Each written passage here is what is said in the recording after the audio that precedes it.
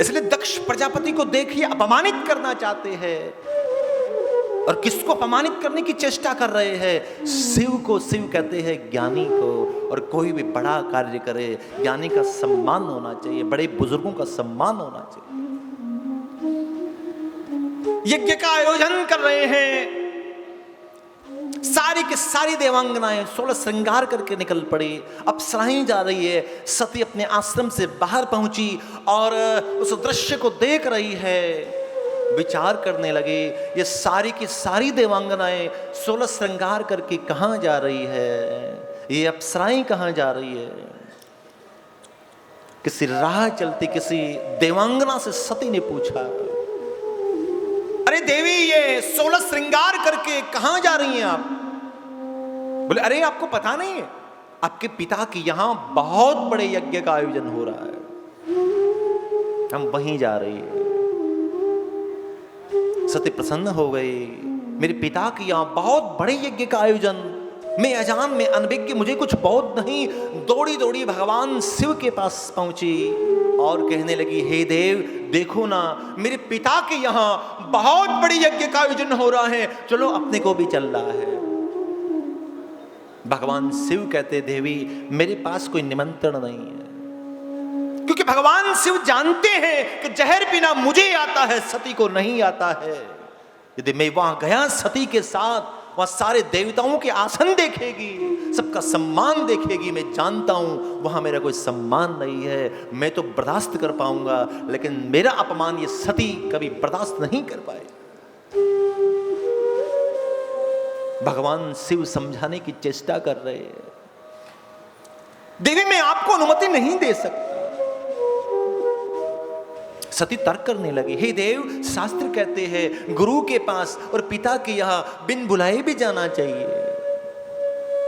भगवान सुखदेव कहते हैं भगवान शंकर ने लाख समझाया, लेकिन सती ने शिव की बात को नहीं माना। पहुंच गई दक्ष प्रजापति के वहां, दृश्य को देखा, आश्चर्यचकित हो गई। सारे के सारे देवताओं के आसन सम्मान देखा, शिव का भारी तिरस्कार, भारी अपमान देखा। दक्ष प्रजापति की दृष्टि जैसे ही सती के ऊपर पड़ी, दक्ष प्रजापति कहने लगे, अरे तू आ गई, तू वहां से चल के आई है जहां से आने के बाद व्यक्ति को पवित्र होना पड़ता है, शमशान से चल कर आई है। मुझे ऐसा लगता है कि उस मंद बुद्धि के साथ में रहकर तेरी बुद्धि में विकृति आ गई है। इस बात को सुनते ही सती कुपित हो गई।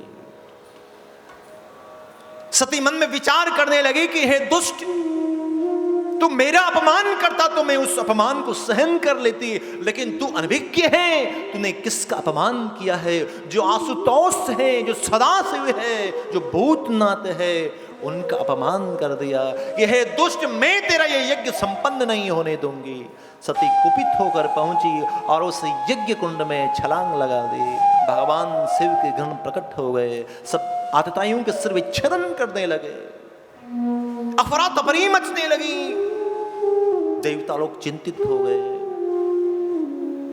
यज्ञ के अंदर अंतिम आहुति नहीं डाली गई तो सृष्टि में प्रलय आ सकती है। सारे के सारे देवता भगवान शिव के पास पहुंचे। जो दयालु हैं, करुणावतारम, निवेदन किया कि हे देव, आप तो जानते हैं यज्ञ के अंतिम आहुति नहीं डाली गई तो अनिष्ट हो जाएगा, अमंगल हो जाएगा।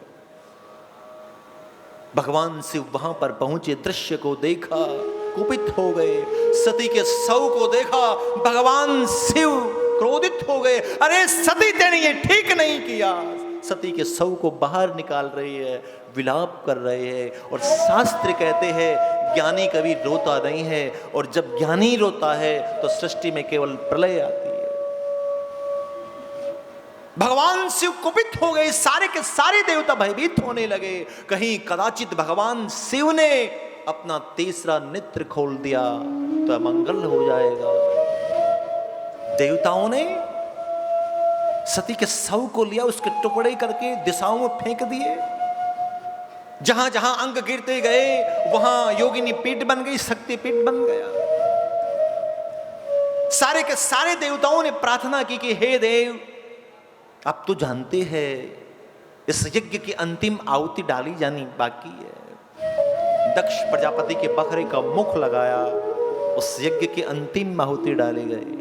भगवान नारायण प्रकट हुए, सबको मंगलता का पाठ पढ़ाया, सबको शुभ संदेश दिया। सारे के सारे देवता वहां से अंतर्ध्यान हो गए।